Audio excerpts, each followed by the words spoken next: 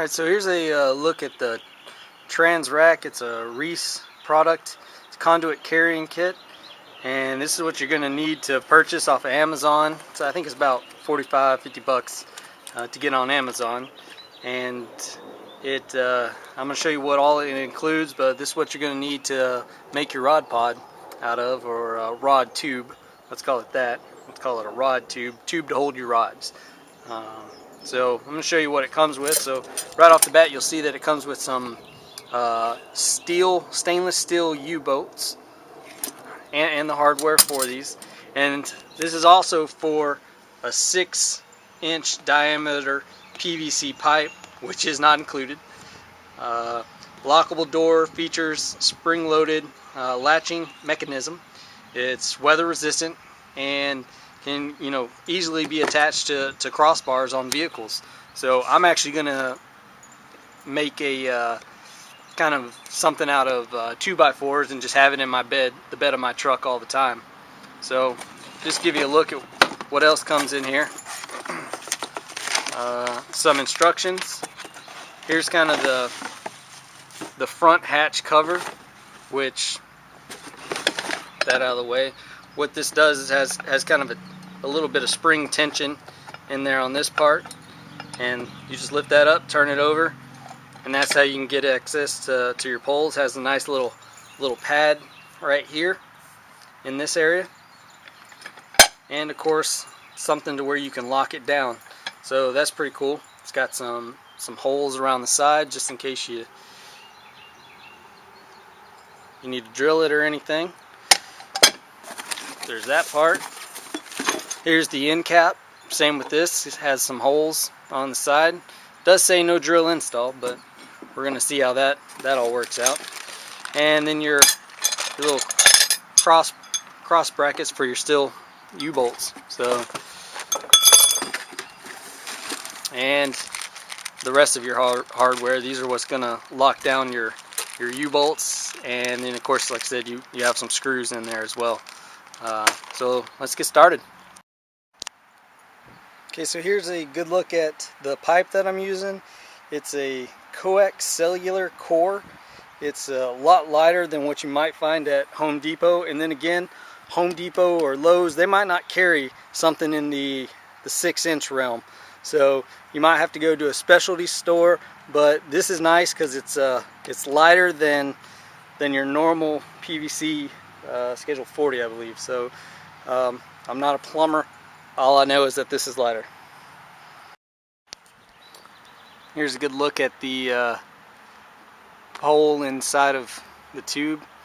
So you can see that you can fit, maybe 3, 4, some down on the far end, some down on this end, and get your poles in there.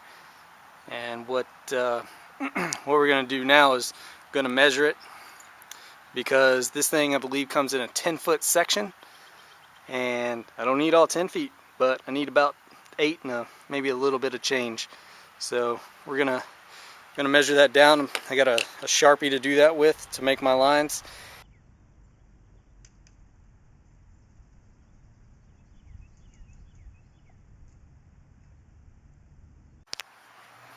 Alright, so there I kind of wrapped the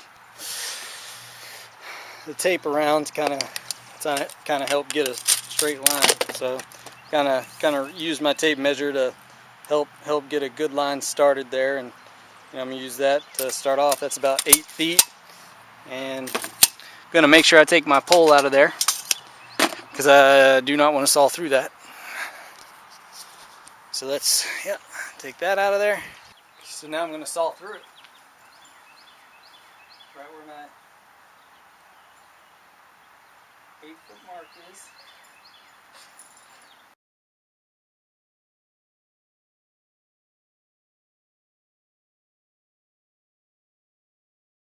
So once you make your cut, I recommend going ahead and painting at this point in the process. This is not what I do in the immediately following video. Okay. Just goes right on there, and then right on there. What I'm going to do is I'm going to pre-drill these holes. See how it does? Nice, good, snug fit against that side. And I'm also going to use some silicone up underneath this just to help with water seal. So as you can see, I made my first hole, and what I did was I'm going to go ahead and stick this in there to kind of hold that in place while I go through and drill these other holes. Now I'm going to do the same with this side over here. Put a line of silicone in here.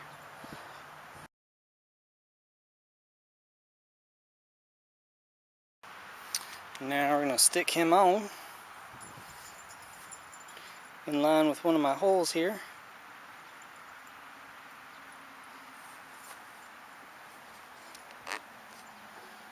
There we go. See how easy that worked. Okay. Put this little guy in there.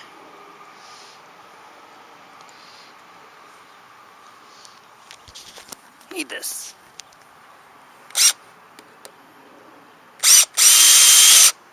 Boom.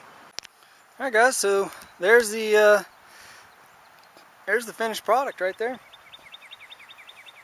You got cap secured on one end there. And then your other side over here, which I had to come in and smooth some of the silicone out, but that's nice though. I'm happy with that it kind of came through on the inside, and you can see that the screws don't really protrude all that much. I might get something to just cover them a little bit so they're not scraping anything, but I have to say I'm very pleased. I'm glad I was trolling around on the internet out there and discovered how to do this. This is not my idea, but I will take credit for what's going to happen next, or at least one of the phases of what's going to happen next. So, as nice as this looks, honestly, I don't want this strapped to my truck looking like that all the time. So we're going to have to doctor this up. And now, what I saw the guy use on the forum that I was looking at, or the website, was he used this thing. It's kind of a rubberized coating paint, and it's called Plastidip. And he painted it black, and that's going to get you your look like some of the commercial products that are out there and available. But you know what? Here at Beyond the Bounds, I'd like to think that I'm going to take that just a little bit further, and so we're gonna attempt a carbon fiber paint job on this. So stay tuned. We'll see what that looks like.